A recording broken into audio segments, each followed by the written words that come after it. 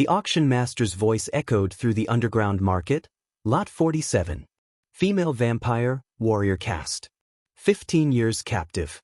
Unbroken, dangerous, recommended for gladiatorial use only. King Theron Nightshade barely glanced at the platform.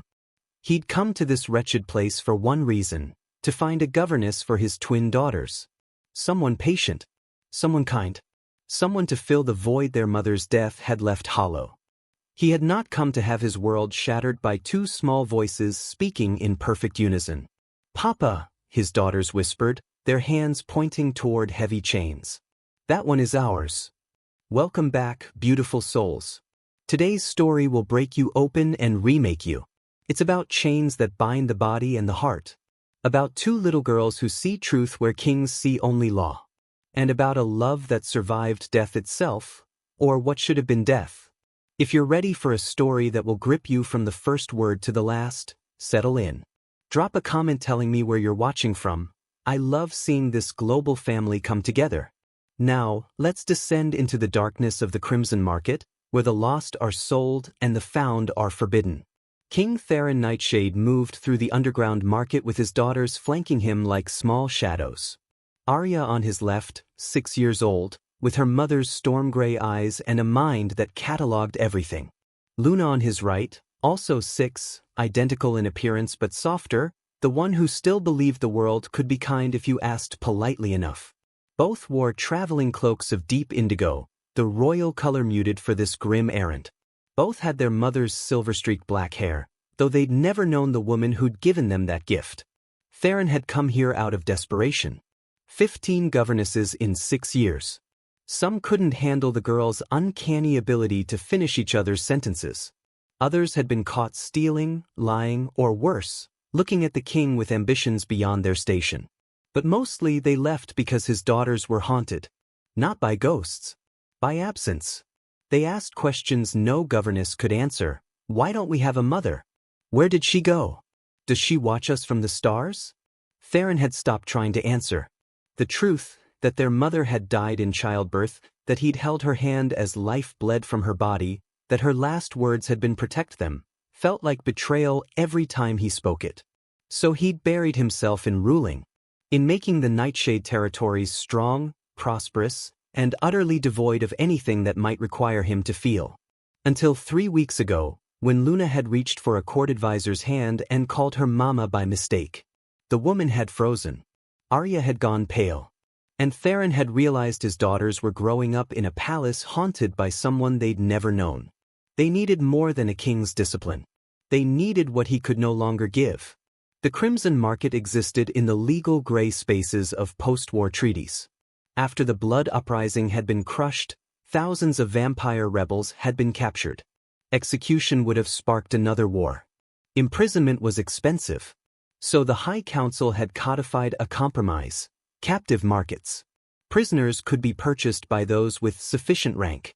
In exchange for service, they'd earn restricted freedom, eventual autonomy, and the chance to reintegrate into society. It was brutal. It was legal. It was, Theron told himself, better than mass graves. He'd authorized the system's existence. Today he would exercise its purpose. Remember, he told his daughters as they approached the central platform, we're here to offer someone opportunity. We'll provide safety, education, and a path to freedom. But you must be respectful. These are people, not possessions. Then why are they in chains, Papa? Arya asked, her voice carrying that flatness she used when she already knew the answer but wanted him to admit it. Theron's jaw tightened. Because the world is complicated. Complicated, Luna echoed softly, is what grown-ups say when they mean wrong but don't want to fix it. Before he could respond, the auction master, a thick-necked vampire named Garros with gold rings on every finger, spread his arms in theatrical welcome. Your Majesty! Such an honor! I've curated only the finest acquisitions, scholars, musicians, nurses. Whatever your household requires, I have the perfect solution. Solutions. As if suffering could be solved with the right price. Theron surveyed the platform. A dozen figures stood there, wrists bound, wearing identification placards that reduced lives to bullet points. A vampire woman, former scholar, elegant despite her circumstances. But when Luna smiled at her, the woman's expression curdled with aristocratic disdain. Half-breed child, her eyes said. Deluded bloodline. Theron moved on. A human male, gentle-eyed and trembling. Too afraid. His daughters needed strength, not someone who'd flinch at shadows. A Leaken female with warm eyes and a maternal presence, until she spoke of the 3 cubs she'd been separated from. Theron freed her on the spot, providing funds and documents to find her children. He freed 4 more in the next hour. A medic with untreated wounds. An elder too frail for labor. 2 children who shouldn't have been there at all. His coin dwindled. His patience wore thin. And his daughters watched him with those knowing eyes that saw everything he tried to hide. Papa, Arya said quietly, you're helping them. That's good. But we came here for us too, Luna finished. Theron crouched down, running his hands through their identical silver-streaked hair. I'm running out of authority to bend these laws. Then maybe, Arya said slowly, we don't need perfect. Maybe we just need someone, Luna continued, who needs us back. Garros, irritated by Theron's humanitarian disruptions to profit margins, waved dismissively toward the back of the market. I have one more, but I warn you, Majesty, she's problematic. Violent. 15 years captive and still hasn't learned submission. I only keep her because she's strong enough for labor no one else survives. He gestured toward a cage half hidden in shadows, where a figure sat chained not just at wrists and ankles, but throat, waist, and, Theron's stomach turned, one ankle bolted directly to the floor. Bring her forward, Garros ordered. Guards approached warily. Even chained, the woman radiated danger. As they dragged her into torchlight, Theron saw why. She was vampire warrior caste, tall, lean, corded with muscle beneath scars that told stories of survival. Her hair fell in matted waves past her shoulders, black streaked with silver that caught the light like starfall. Her skin was pale as moonlight, marked with brands and lash marks that made Theron's hands clench into fists. But it was her eyes that stopped his breath. Sombre, fierce, burning with unbroken defiance despite everything. He knew those eyes. Impossible. She's killed 3 overseers, Garros said casually. Refuses work. Refuses submission. Honestly, I'm considering the gladiator pits. At least there she'd be profitable entertainment. The woman's jaw clenched. Chains rattled. But she didn't speak. Didn't beg. Didn't break. Where was she captured? Theron heard himself ask, his voice distant. The Ashen Vale siege. 15 years ago. Been through 6 markets since. No one can break her spirit, so she's worthless except as a curiosity. 15 years. The timeline crashed into Theron like a blade between ribs. 15 years ago, his wife had died. Or so he'd been told. The birthing chamber had been chaos, screaming, blood, the twins arriving too early. He'd been pushed from the room. When they'd finally let him in, his wife's body had been covered with a white shroud. I'm sorry, Your Majesty. We tried. The labor was too much. She's gone. He'd been too shattered to demand to see her face. He'd trusted. Mourned. Moved forward. Vanel. Papa. Theron's thoughts shattered as Arya and Luna slipped free from his grip. Before he could stop them, they walked directly toward the chained woman. Guards tensed. Garros shouted a warning. The crowd gasped. The warrior woman's eyes widened, her fierce mask cracking into confusion, then something raw and devastated. Luna, impossibly brave, reached out and touched one of the chained hands. You're very strong, she said softly. Why are you so sad? For a moment, nothing happened. Then slowly, impossibly, tears filled the woman's storm-gray eyes. Her voice emerged hoarse, breaking with disuse and grief. I had daughters once. Before the war took everything. She swallowed hard. They would be about your age now. I don't know where they are. I don't know if they survived. The market fell utterly silent. Arya and Luna turned to their father simultaneously, their faces illuminated with that peculiar certainty only children possess, the kind that sees straight through lies to truth. That one is ours, they said in perfect unison, pointing. Theron stopped breathing. Because he knew that stance. The way she squared her shoulders even in chains. The scar at her temple. The defiant tilt of her chin despite everything. He knew her. And if she was alive, everything he'd believed for 15 years was a lie. The breaking point. Her name surfaced in his mind like something dragged from deep water. Kira Stormborn. His wife. His queen. The woman he'd buried with full honors in an empty tomb. The woman he'd declared dead so he could rule without the paralysis of grief. The woman who was kneeling in chains 15 feet away, staring at their daughters with an expression of such anguished recognition that Theron felt his carefully constructed world begin to crack. No, he said aloud. More to himself than anyone else. That's not possible. But Arya's hand found his, her small fingers squeezing once. Papa, she whispered. That's Mama. We know. Luna nodded, her eyes never leaving the chained woman. She has our eyes. And she knew. She knew exactly how old we are. Theron forced himself to look at the woman again. Really look. The scar at her temple, he remembered the night she'd gotten it, sparring with her brother in the training courtyard, laughing even as blood ran down her face. The way she held herself, even kneeling, proud, unbroken, exactly as she'd faced down war councils who tried to sideline her for being female. The crook in her left hand where fingers had been broken and healed wrong after. It couldn't be. The palace physicians had confirmed her death. He'd seen the shrouded body. He'd mourned for years. But he hadn't seen her face. How much? Theron heard himself ask. Garros' eyes gleamed. For this one? Given her condition? 20,000 platinum crowns. Done. Your Majesty, one of his guards began, perhaps we should. I said done. Theron's voice carried the weight of absolute authority. Release her. Now. As guards moved forward with keys, the woman, impossible, finally spoke, her voice directed at him for the first time. You don't want me. Each word seemed to cost her. I'm broken. Dangerous. Whatever you think you see, you're wrong. Strike the chains, Theron repeated. The collar fell away first. She touched her throat with trembling fingers, as if not quite believing. Then the wrist restraints. The waist chain. Finally the ankle bolt. Free for the first time in 15 years, she swayed. Nearly fell. Arya and Luna were there instantly, small hands steadying her. It's okay, Luna whispered. You're safe now. We won't let anyone hurt you, Arya added. The woman looked down at them, and something in her expression shattered completely. She made a sound, half sob, half laugh, and pulled them close, her scarred hands gentle despite their strength. You're real, she breathed. God's blood, you're real. Theron stood frozen, watching his daughters embrace a stranger who couldn't possibly be the woman he'd loved and lost. But when she looked up at him over their heads, her storm-gray eyes meeting his, he saw recognition.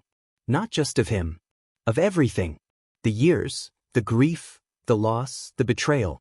And in that moment, Theron Nightshade, who'd commanded armies, who'd signed treaties in blood, who'd buried a queen and raised her daughters alone, realized the most terrifying truth of all.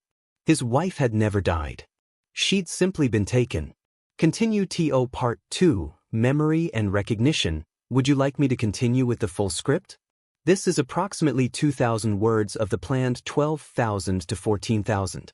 I'll continue building through all required emotional beats, the silent journey home, gradual memory recovery, the political conspiracy reveal, the redemption arc, and the devastating/triumphant conclusion.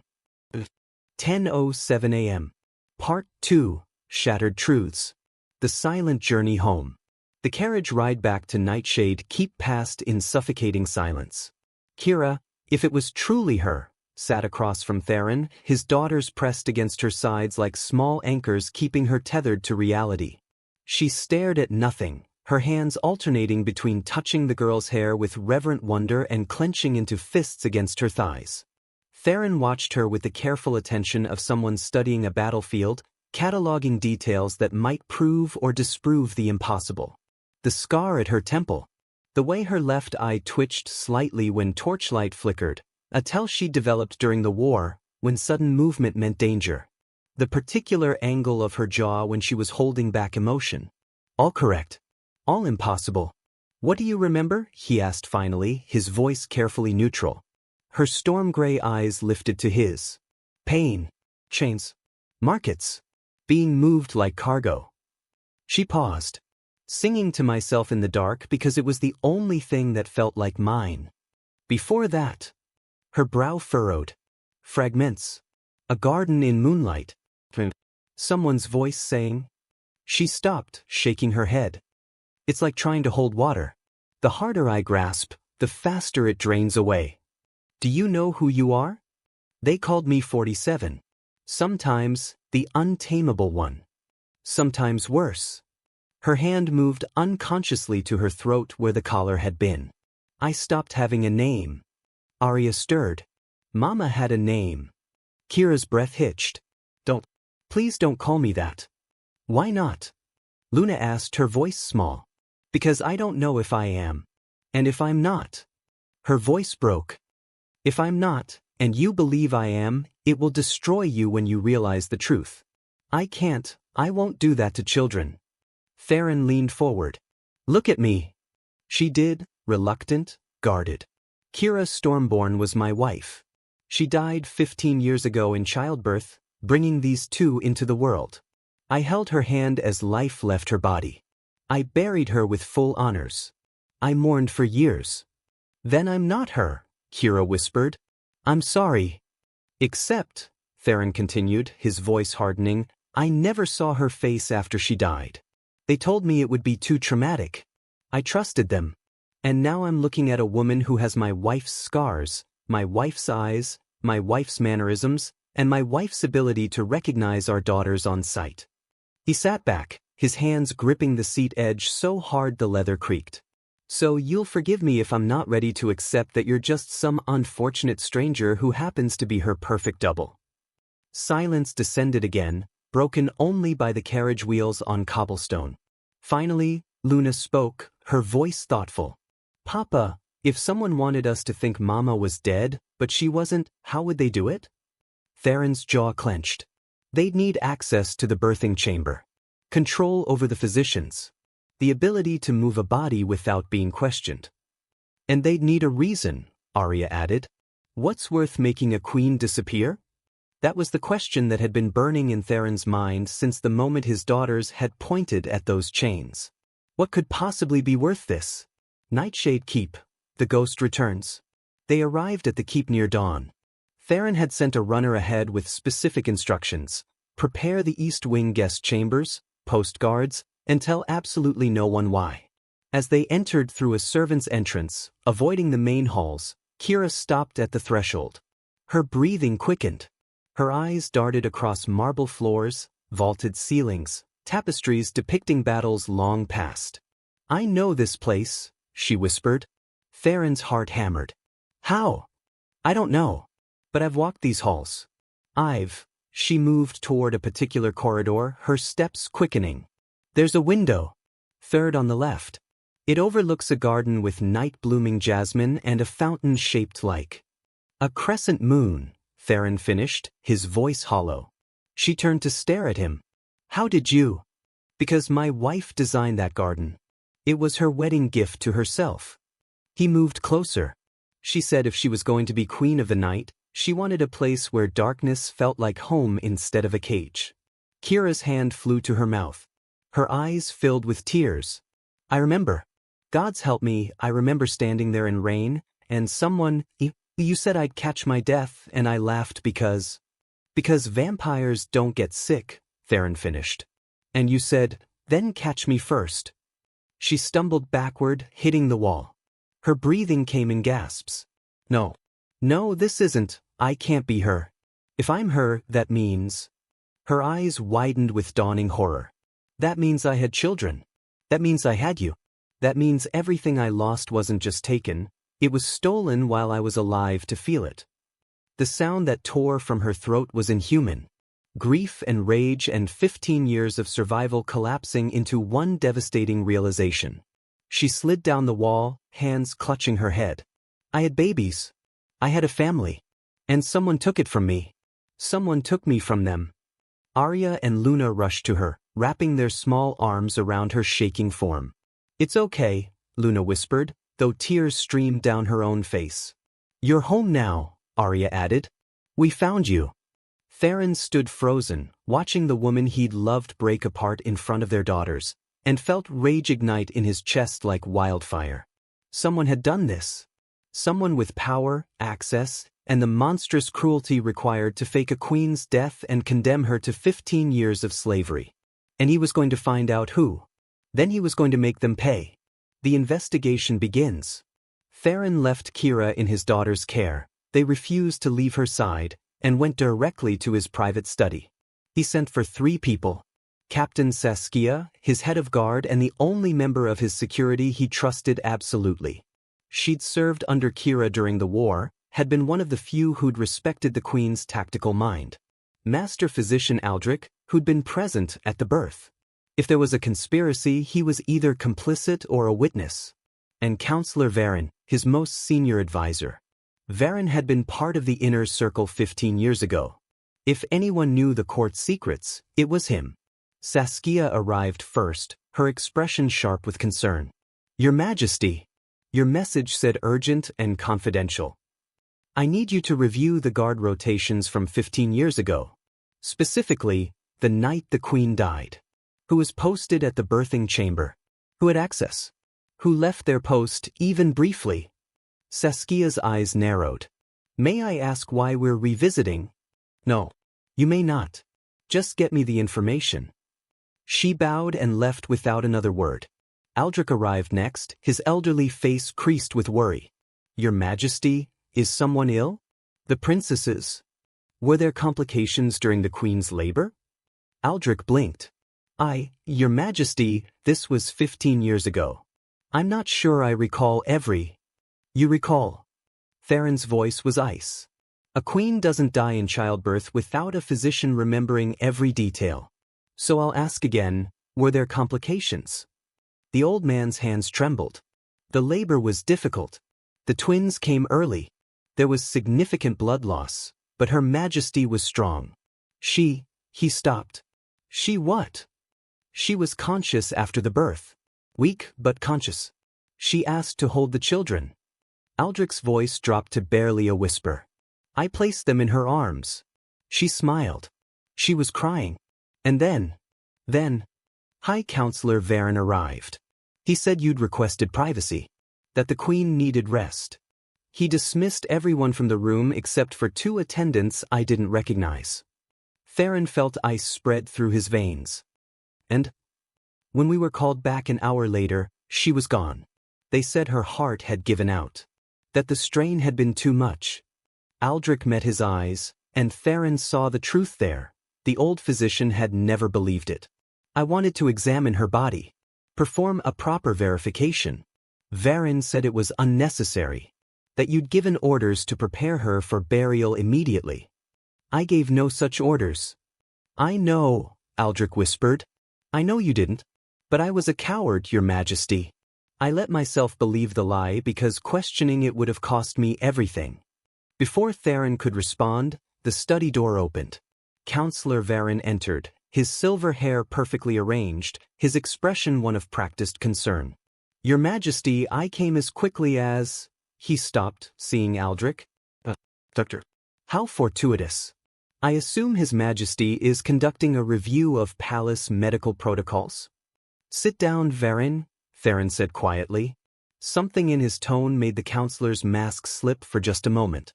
But he recovered, settling into a chair with cultivated ease. "Of course, Your Majesty. How may I serve?" Theron leaned back in his chair, steepling his fingers. "Tell me about the night my wife died." "A tragedy. One of the darkest moments in our realm's history." "Tell me," Theron continued as if Verin hadn't spoken, "about the 2 attendants who were alone with her in that final hour." Verin's expression didn't change, but his fingers tightened almost imperceptibly on the chair's arms. "I'm afraid I don't recall specific attendants, Your Majesty. It was a chaotic time. So many people coming and going. You dismissed the royal physician and his entire staff. You sent my guards away. You personally selected 2 people to be alone with a dying queen. Theron's voice remained calm, conversational. And you can't remember who they were? Your Majesty, if I've given offense in some way. Where is my wife's body, Theron? The question hung in the air like a blade. Theron's mouth opened. She was buried with full honors. The royal crypt. I want the tomb opened. Tonight. Your Majesty. Theron stood, his composure finally cracking. This is unprecedented. To disturb the Queen's rest without cause. I have cause. Theron rose as well, moving around his desk with predatory grace. I have a woman in my palace right now who bears my wife's scars, knows things only my wife could know, and whom my daughters recognized on sight. He stepped closer. Theron backed up. So you'll forgive me if I'm suddenly very interested in verifying that my wife is actually in her tomb. Because if she's not, Theron, someone is going to answer for where she's been for the last 15 years. You brought her here? Theron's face had gone pale. That's impossible. The market was supposed to. He stopped. Theron smiled. It was not a kind expression. The market was supposed to what, Theron? Keep her hidden? Kill her eventually? Make sure I never found out the truth. Theron stumbled backward, his hand reaching for the door. I need to speak with the council. This is a matter of state security. Guards, Theron called. 2 of his personal guard entered instantly. Detain Councillor Theron. Charges are conspiracy, treason, and accessory to kidnapping a member of the royal family. He is to speak to no one.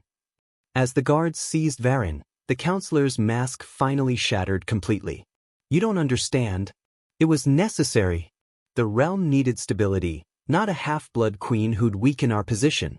Get him out of my sight, Theron said coldly.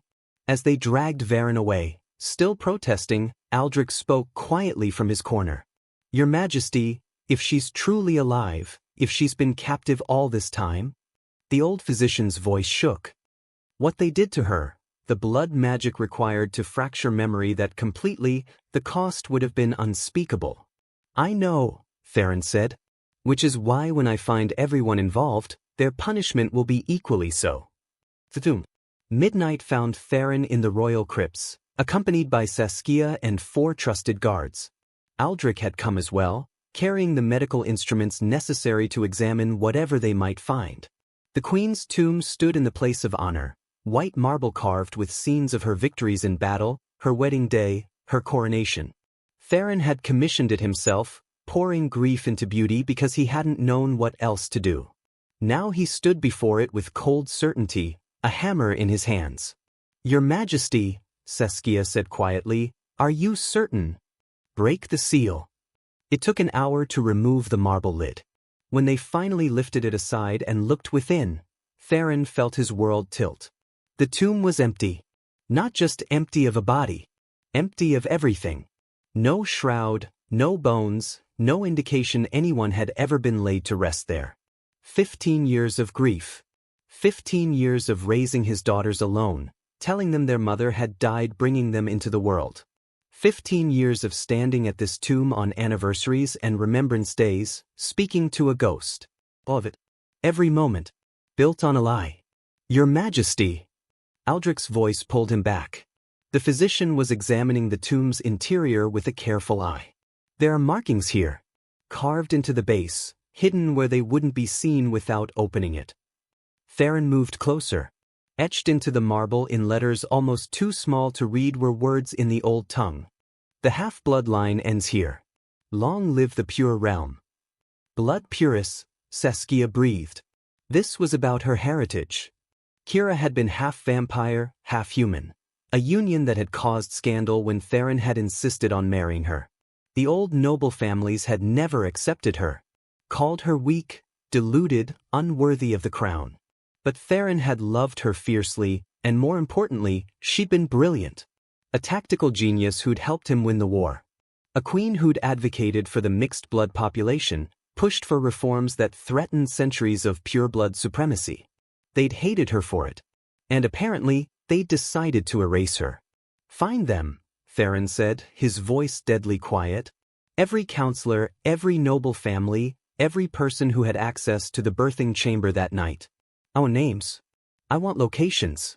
And I want them brought before me to answer for what they've done. Your Majesty, Saskia hesitated. If this goes as high as I suspect, we're talking about half the High Council. Powerful families. Moving against them could fracture the realm. Then let it fracture. Theron turned to face her, and the rage in his eyes made even his veteran captain step back. They took my wife. They took 15 years of her life. They condemned her to slavery and chains and gods know what other horrors. They made my daughters grow up believing their mother was dead. His voice rose. So yes, the realm might fracture. Power structures might collapse. Political alliances might crumble. And I don't care. Because justice matters more than stability, truth matters more than peace and love. His voice broke slightly. Love matters more than any crown. He looked back at the empty tomb, at the carved lie that had defined his grief. Ready the grand court. At dawn, I'm making a proclamation. And then we're going to find out just how many people thought they could commit treason and get away with it. Part 3. Breaking Silence. Kira's Awakening. While Theron investigated in the depths of the crypts, Kira sat in the East Wing chambers, surrounded by memories that felt both foreign and achingly familiar. Arya and Luna had refused to leave her side. They'd brought her food, she'd barely eaten. They'd brought her clean clothes, she'd stared at the soft fabric like it might bite her. They'd brought books, puzzles, anything they thought might help. What finally broke through was the music box. Luna had found it in a storage room, wrapped in cloth and covered in dust. When she'd wound it up, a melody emerged, soft, haunting, in a minor key that made Kira's chest tighten. "What is that?" she whispered. "We don't know," Arya said. "We found it in some of Mama's old things that Papa couldn't bear to throw away. But no one remembers what it is." Kira's hands trembled as she took the music box. It was small, carved from dark wood, with silver inlay depicting a crescent moon and stars. The moment her fingers touched it, memory crashed through her like a breaking dam. "I had it made for you," Theron's voice, younger, less burdened. He pressed the box into her hands, his expression almost shy. "For the nights when I'm away at war. So you'll remember I'm always thinking of you. It's beautiful." Kira wound it up, and the melody spilled out. "What is this song?" "Something my mother used to sing. About stars watching over travelers who've lost their way home." She'd looked up at him, this powerful vampire king who'd chosen her despite the scandal, despite the politics, despite everything. "I'm not lost anymore." "No," he'd agreed, pulling her close. "You're home." Kira gasped, tears streaming down her face. "He gave this to me. Before she what? Disappeared? Been stolen?" "You remember," Luna breathed. "I remember." Kira closed her eyes, letting the flood come. "I remember loving him. I remember being so happy it felt like I could barely contain it. I remember."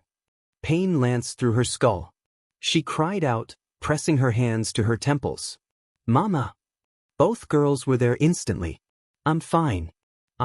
But she wasn't. The memories were returning, but they came with agony. Like something had been carved into her mind to prevent this exact thing from happening. Blood magic. Memory suppression.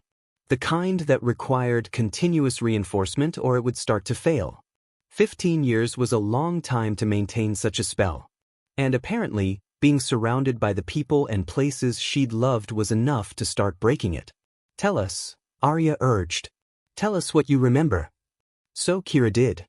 Between waves of pain, she spoke. She remembered the wedding. Small, private, just the two of them beneath winter stars because Theron had refused to turn their love into political spectacle. She remembered arguments in the War Council, where she'd insisted on leading troops and he'd worried for her safety. How they'd compromised, she'd command, but from strategic positions, not front lines. She remembered discovering she was pregnant. The joy. The fear. The way Theron had placed his hand on her barely showing belly and whispered promises to someone who couldn't yet hear him. She remembered going into labor too early. The pain. The fear that something was wrong. Theron being pushed from the room. Screaming for him. The physician saying, "You need to push, Your Majesty. Now." And then nothing, Kira whispered. "There's just darkness." Voices saying things I couldn't understand.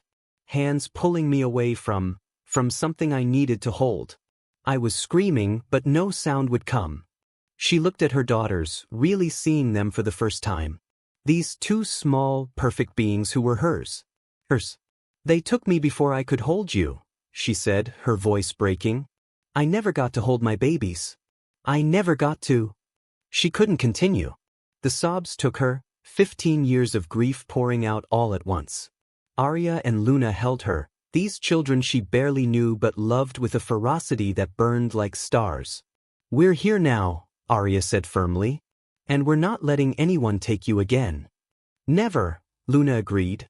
And in that moment, surrounded by her daughters, Kira felt something shift inside her. The chains were gone. The markets were behind her. But the hardest journey, reclaiming the life that had been stolen, was just beginning. The dawn proclamation. Theron hadn't slept. He'd spent the remaining hours of night preparing, strategizing, and calling in every favor and alliance he'd built over 15 years of rule.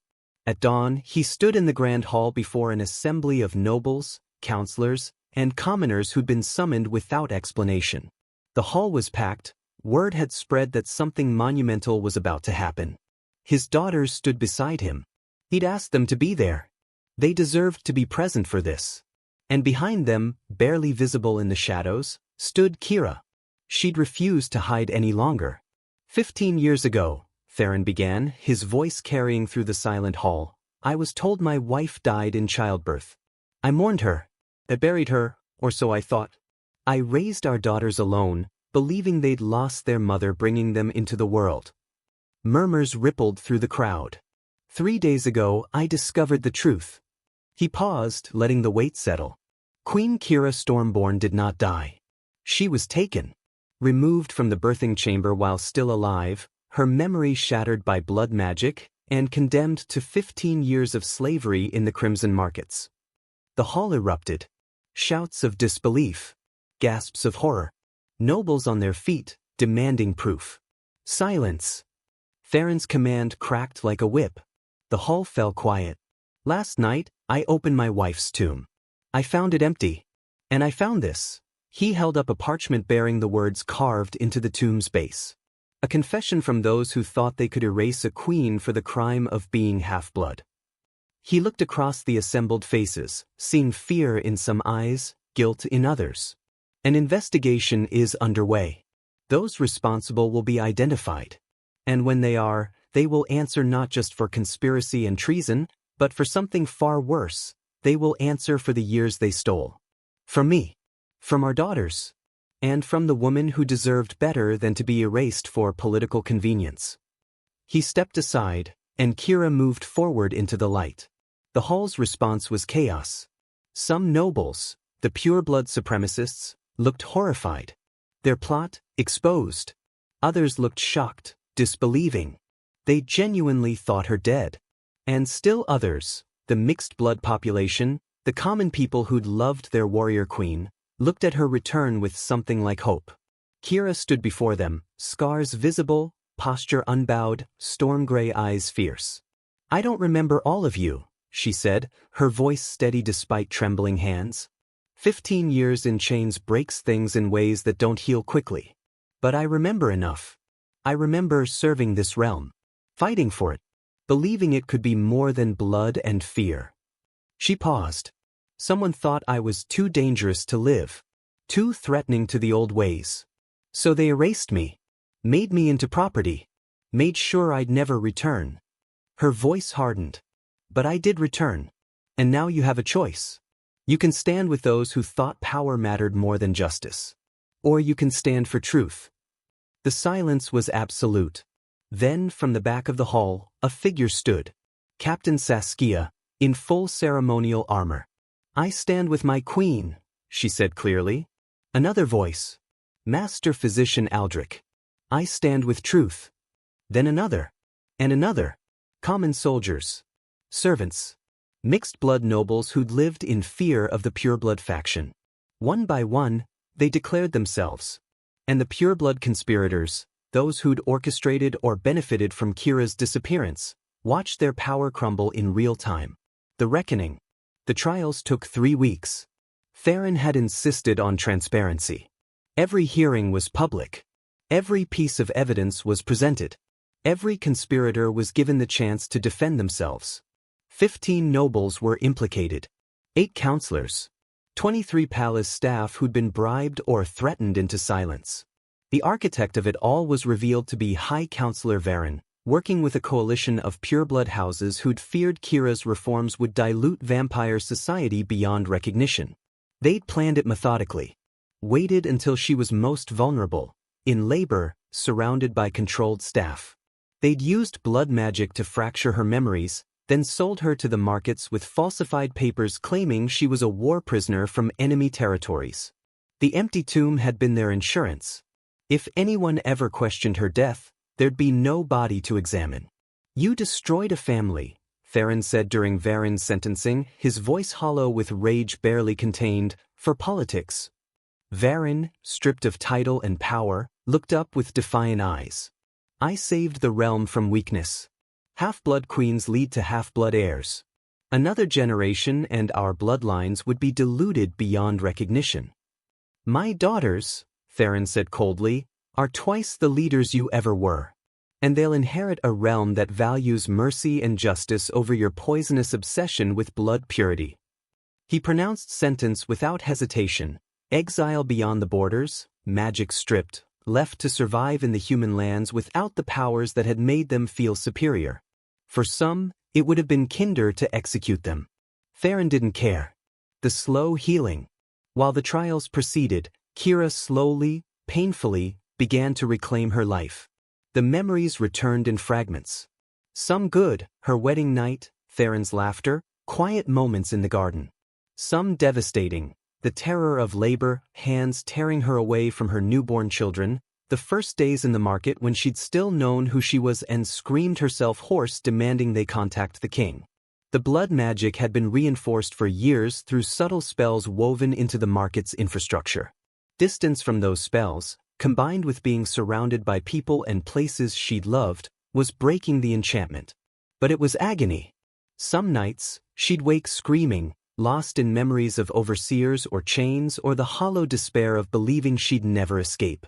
Arya and Luna learned to recognize the signs. They'd climb into her bed, one on each side, and hum the lullaby she'd sung to herself in the darkness. "Sleep, little moon. The night keeps you safe." A song she'd apparently sung to them in the womb. A connection that had survived everything. Theron kept his distance. Not because he didn't want to be close, every instinct screamed to hold her, to never let her out of his sight again. But because Kira had flinched the first time he'd reached for her. 15 years of captivity had taught her to be wary of powerful men. He couldn't erase that with declarations of love. So he waited. Stayed visible but not imposing. Answered her questions honestly. Never pressured. Never demanded. Just waited. 1 month after her return, Kira found him in the garden she'd designed. The night-blooming jasmine was in full flower, the fountain's crescent moon reflecting starlight. "I remember this place," she said, standing beside him.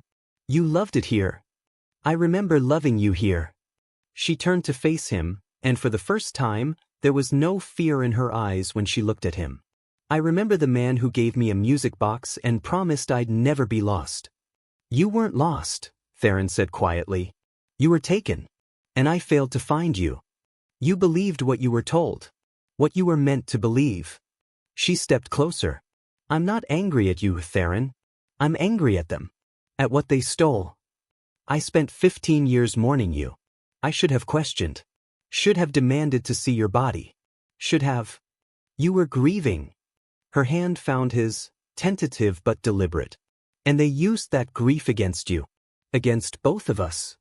They stood in silence, hands joined, surrounded by the garden she'd created. "I don't know if I can be who I was," Kira said finally. "That woman, she's buried under 15 years of survival and chains. I'm not sure she exists anymore." Then be who you are now, Theron said. I fell in love with your strength, your fire, your refusal to accept cruelty as necessary. Those things survived, Kira. I saw them in that market, in chains, unbowed. If anything, you're more yourself than ever. She looked up at him, this powerful king who'd turned his realm upside down to give her justice. I need time, she whispered, to remember, to heal, to figure out who I am now. Take all the time you need. I'm not going anywhere. And if I'm never the woman you married, then I'll fall in love with the woman you've become. He raised her hand to his lips, a gesture of reverence, not possession. However long it takes. Part 4, Reclamation. The Children's Bridge. 6 weeks after Kira's return, something shifted. Arya and Luna had been patient. They'd given their mother space when she needed it, comfort when she asked, and fierce protection when she faltered. But they were still children. And children had needs that patience couldn't indefinitely suppress. It started simply. Luna brought Kira a drawing she'd made, a family portrait with 4 figures beneath a crescent moon. Is this okay? Luna asked hesitantly. To draw us all together? Or is it too much? Kira stared at the picture, her eyes filling with tears. But this time, they weren't tears of pain. It's perfect, she whispered, pulling Luna close. You're so talented. Just like, she stopped. Like who? Luna asked. Like your father. He used to sketch battle plans, but sometimes he'd draw other things. Stars. Gardens. She smiled through tears. Me, though he was terrible at capturing faces. It was the first time she'd spoken about Theron with warmth instead of careful distance. Arya, watching from the doorway, made a decision. That night, she went to her father's study. Papa, we need to talk. Theron looked up from reports, his expression softening. What's wrong, little star? Mama's getting better. The memories are coming back. She laughs sometimes. She tells us stories about you. Arya climbed into the chair across from him. But she's still so sad. Healing takes time. I know. But, Papa. Arya's voice dropped. She's sad because she thinks she's broken. That she's not the person you married. That you're just being kind because you feel guilty. Theron's hands stilled on his papers. She said that. Not in those words. But Luna and I can tell. Arya leaned forward. You need to show her she's wrong. Not by waiting. By choosing her. Right now. As she is. Arya, I can't rush her. After everything she's been through. You're not rushing her by loving her, Papa. You're showing her that what they tried to destroy is still here. Arya's eyes, so much like her mother's, were fierce. The pureblood nobles wanted to erase her. Every day you treat her like she's fragile or broken, you prove they succeeded. The words hit like a physical blow. What would you have me do? The autumn festival is in 3 days. It's the biggest celebration of the year. Everyone will be there. Arya's voice was certain. Ask Mama to dance. In front of everyone. Show the realm that their queen isn't just back, she's chosen. By you. By us. By everyone who matters. And if she says no? Then you accept that. But, Papa. Arya's small hand found his. I don't think she will. I think she's waiting for you to prove you see her. Really see her. Not the ghost of who she was or the tragedy of what happened. Just her. Theron looked at his daughter, 9 years old and wise beyond her years, and realized she was right. He'd been so careful. So respectful. So determined not to pressure Kira that he'd forgotten to actually fight for her. To show her that he wasn't staying out of guilt or duty, but because he chose her. Every version of her. Past, present, and whatever future they could build. You're too smart for your own good, he murmured. Arya grinned. I get it from both sides of my bloodline. The festival. The autumn festival transformed Nightshade Keep into something out of legend. Thousands of lanterns in jewel tones. Musicians on every corner. Dancing in the courtyards. Food and wine flowing freely. It celebrated the end of harvest season, but more importantly, it was the one night each year when rank didn't matter. Nobles danced with commoners. Purebloods partnered with mixed bloods. The king himself was expected to participate. Theron had attended every year since taking the throne. But tonight, for the first time in 15 years, he wouldn't be dancing alone. He found Kira in the East Wing, staring at a gown that Arya and Luna had mysteriously left in her chambers. It was deep midnight blue, simple in cut but elegant. Silver thread traced constellations across the bodice, the same stars from her garden design. "They're not subtle, our daughters," Theron said from the doorway. Kira turned and his breath caught. She'd been gaining weight, finally, healthy weight after years of near starvation. Color had returned to her cheeks. Her hair, properly cared for, fell in silver-streaked black waves. She was devastating. "They left me a note," Kira said, holding up parchment in identical handwriting. "Mama, please come. Papa needs a dance partner, and watching him waltz with Counselor Meredith last year was painful for everyone." Theron laughed. "In my defense, Meredith has terrible rhythm." "Is this okay?" Kira asked, uncertainty creeping into her voice. "For me to be there? People are still adjusting to me existing. The trials just ended. Maybe it's too soon." Theron crossed the room, stopping just close enough that she could step back if she wanted. She didn't. "Kira, you are queen. You've always been queen. The only thing that kept you from the throne was criminal conspiracy." He held out his hand. "Let them see you. Not as a tragedy or a victim, but as the woman who survived hell and came back stronger." She looked at his hand. At his face.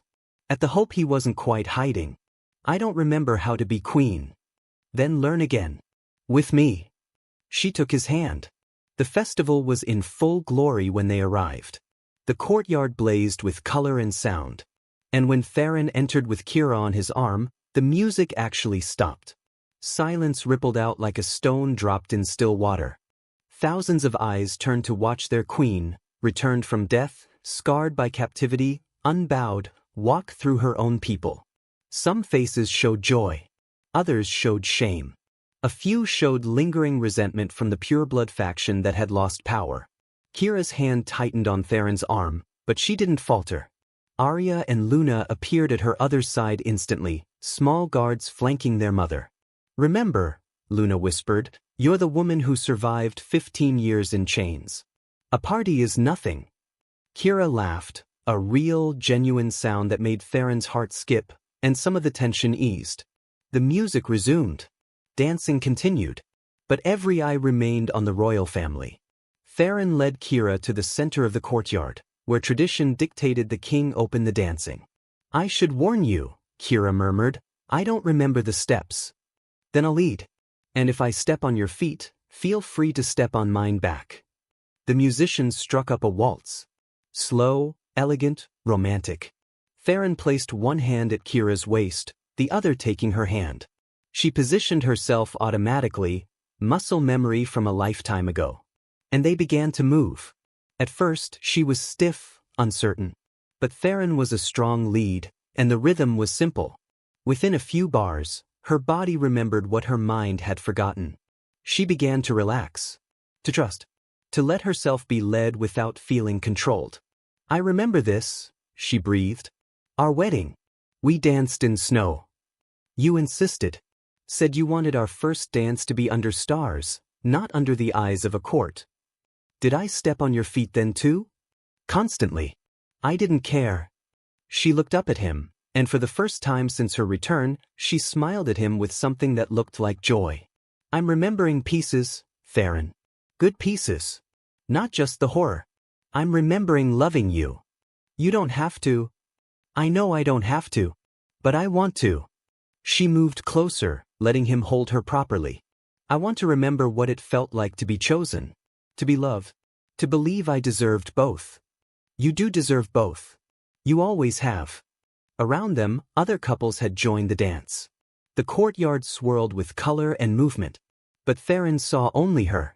"The pureblood faction," Kira said quietly, "they'll never accept me. We both know that. Then they can leave the court. I've spent 15 years building power structures. I can tear them down just as easily." "You'd fracture the realm for me?" "I'd burn it to ash for you," Theron said simply. "But I don't think it will come to that. Most of the realm isn't monsters, Kira. They're just people who were told lies and believed them. Now they know the truth. Now they see you. And they'll make the right choice. The music swelled toward its crescendo. Dance with me tomorrow night too, Theron said. And the night after. And every night until remembering me feels as natural as breathing. And if it never does? Then I'll court you again from the beginning. Learn you again. Earn you again. He spun her, her skirts flaring. However long it takes. When the music ended, the courtyard erupted in applause. And when Theron raised Kira's hand and bowed to her with the reverence due a queen, half the court followed suit.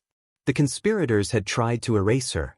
But she stood before them, scarred, surviving, chosen, and proved that some things cannot be destroyed. Only transformed into something stronger. The breaking point, emotional climax. 3 months after the festival, winter settled over Nightshade Keep. Kira had moved from the guest wing to chambers adjacent to Theron's, not sharing his bed yet, but close enough that the distance felt bridgeable. She'd resumed some queenly duties. Slowly, carefully, sitting in on council meetings. Reviewing petitions from mixed-blood citizens who'd suffered under pure-blood laws. Her memory had returned almost completely, though some gaps remained. The physicians said that was normal. Blood magic that extensive left scars. But she was healing. Until the night everything broke open. It started with a nightmare. Theron heard her screaming from his chambers and was through the connecting door in seconds. He found her tangled in sheets, fighting invisible enemies, sobbing words that shattered him. Please, don't take them, I just had them, please let me hold my babies. Kira. He touched her shoulder gently. Kira, wake up. You're safe. Her eyes flew open, wild and unseen. She struck out reflexively, a blow that would have broken ribs if he hadn't been vampire fast. He caught her wrists. Not restraining, just stopping the momentum. It's me. It's Theron. You're in Nightshade Keep. You're safe. Recognition filtered through panic. She went limp, trembling violently. I remembered, she gasped. I remembered the birthing chamber. I remembered hearing them cry. I reached for them and, her voice broke. And hands pulled me away. I was screaming. I could hear them crying. They were so close. And I never got to. She dissolved into sobs so wrenching that Theron felt his own eyes burn. I'm supposed to be their mother, she wept. But I don't know them.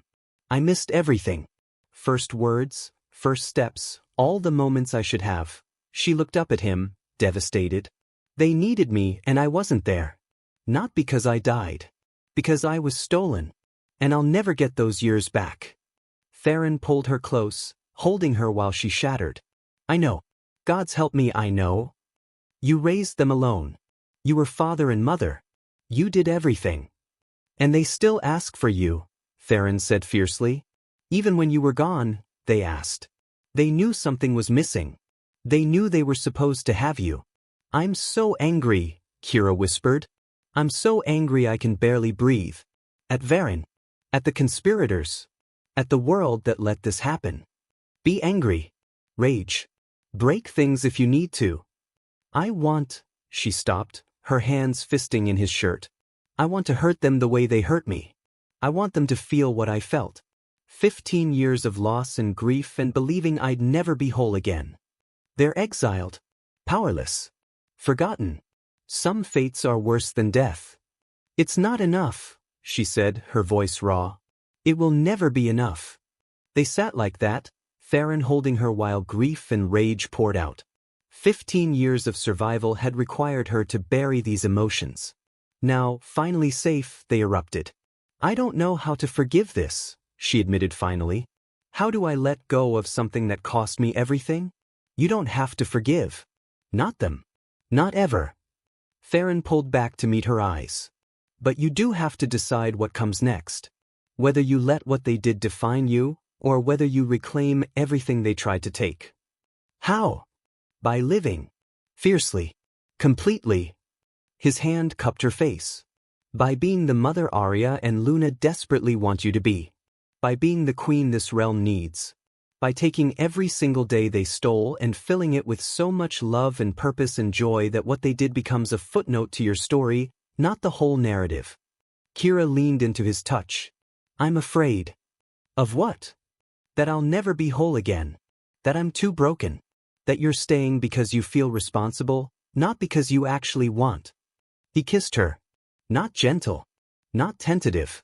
But with 15 years of grief and longing and desperate love poured into a single moment. When he pulled back, they were both breathing hard.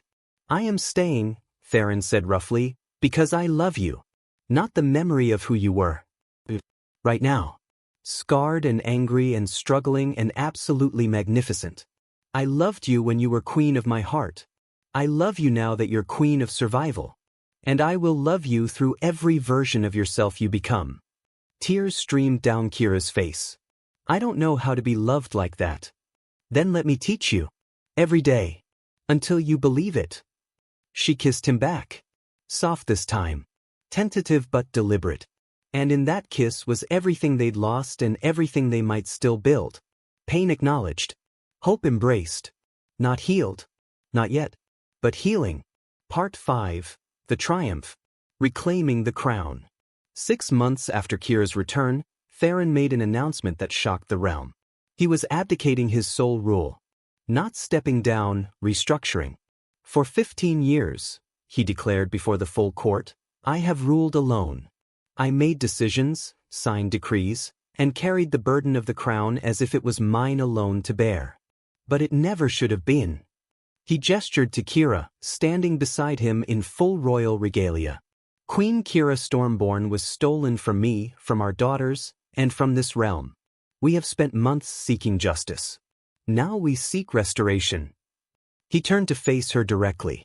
Before these witnesses I ask you, will you rule beside me? Not as consort, but as equal sovereign? Will you take up the crown that was always yours and help me build a realm worthy of our daughters? The court held its breath. Kira looked at him, then at Arya and Luna standing proudly in the front row, then at the assembled nobles. Some hopeful, some resentful, all waiting. I will, she said clearly. On one condition. Name it. That we rule not just for purebloods or mixed bloods, but for everyone. That we make worthiness about character, not bloodline. That we ensure what happened to me, what happened to thousands during the purge, never happens again. Theron smiled. I wouldn't have it any other way. The coronation ceremony took place under winter stars, deliberately echoing their wedding 15 years prior. This time, the court was packed. This time, it was public. This time, Kira walked down the aisle toward a throne that should always have been hers. Arya and Luna served as her attendants, carrying the crown between them, a new one, forged specifically for this moment. Symbols of both vampire and human heritage woven together. When Theron placed it on her head, the crowd erupted. And when he kissed her, sealing not just her coronation but their renewed vows, even some of the remaining pureblood faction had to acknowledge it. Their queen had returned. And she was glorious. 1 year later, the garden. Kira sat in her garden, their garden, watching Arya and Luna practice swordplay under Captain Saskia's instruction. Both girls had their mother's natural talent and their father's strategic mind. They fought like dancers, precise and deadly. They're terrifying, Theron murmured, settling beside her on the bench. They're perfect, Kira corrected. She leaned against him, a casual intimacy that had taken months to rebuild. Have you told them yet? Told them what? She gave him a look. That they're going to be big sisters. Theron's hand moved to her stomach, still flat but carrying new life. I thought we'd wait. Make sure. I'm not fragile, Theron. I'm pregnant, not broken. I know. But after last time I was stolen from the birthing chamber. Her voice was firm. This time I have you, our daughters, and an entire realm watching to make sure nothing happens. This time will be different. Different, he agreed. He kissed her temple. Better. They sat in comfortable silence, watching their daughters spar and laugh, surrounded by night-blooming jasmine and the fountain shaped like a crescent moon. Do you ever think about what they took? Kira asked softly. The years. Every day. Me too. She wove her fingers through his. But I also think about this. Right now. The fact that we're here. That we survived. That what they tried to destroy, we rebuilt into something even stronger. Poetic. Accurate. She smiled. The pureblood faction wanted to erase me because they thought I'd weaken the bloodline. Make us vulnerable. And instead, I made us stronger. Our daughters are brilliant. The mixed blood population is thriving. The reforms we've passed have brought prosperity the old guard never achieved. She looked at him. They were wrong about everything. They were, Theron agreed. And they're spending the rest of their lives knowing it. Arya noticed them and waved, nearly taking Luna's head off with her practice sword in the process. Careful, Kira called. We're fine, both girls yelled back in unison. Theron chuckled. They're going to be impossible when the new baby comes. Overprotective and bossy. They're your daughters. I expect nothing less. That night, they told Arya and Luna about the pregnancy over dinner. The reaction was dramatic. Luna burst into tears of joy. Arya immediately began planning security protocols. Both demanded to know if they could name the baby. Absolutely not, Theron said. You'll name it something ridiculous. Moonbeam is a perfectly dignified name. Luna protested. For a cat maybe, Kira laughed.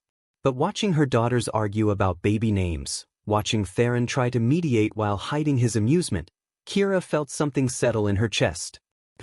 Not the absence of pain. She still had nightmares sometimes, still flinched at sudden movements, still carried scars visible and invisible.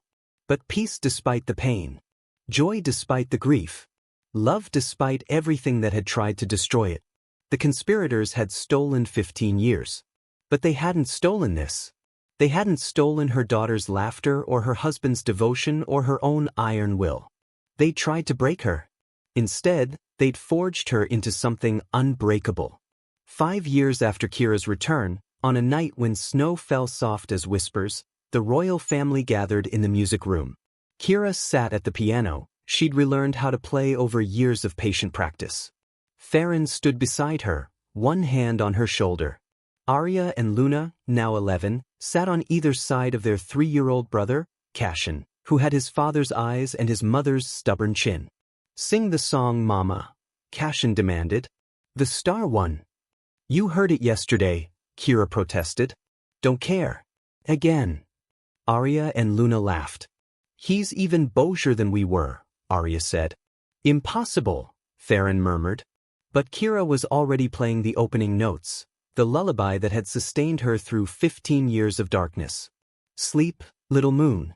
The night keeps you safe. The stars will watch until the morning wakes. When shadows fall and you feel alone, remember, beloved, you're always home. Her voice was different now than it had been in the markets, stronger, steadier, no longer fragile with despair. But the melody remained the same. The melody that had connected her to daughters she couldn't remember. The melody that had kept her sane when the world tried to break her.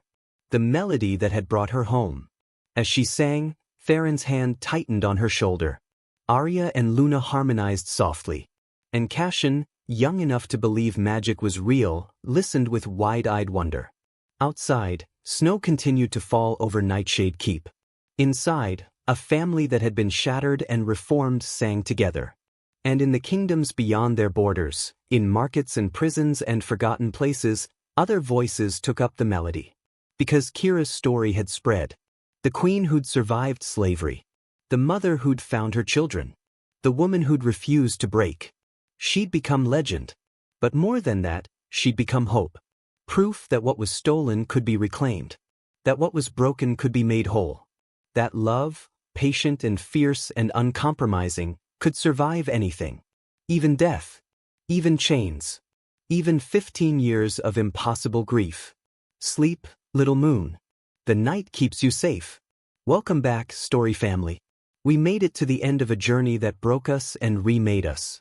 If you felt Kira's pain in those chains, if you believed in Theron's redemption, if you saw yourself in Arya and Luna's fierce love, drop a comment. Tell me which moment shattered you. Tell me where you're watching from. Tell me you believe in second chances, even when they seem impossible. Hit subscribe for tomorrow's story. Because there are more battles to fight, more loves to reclaim, more impossible journeys waiting. From wherever you are in the world, whether you're listening in darkness or light, in grief or hope, thank you for walking through Nightshade Keep with me. Until tomorrow, remember, you are not your chains. You are what you build after they break.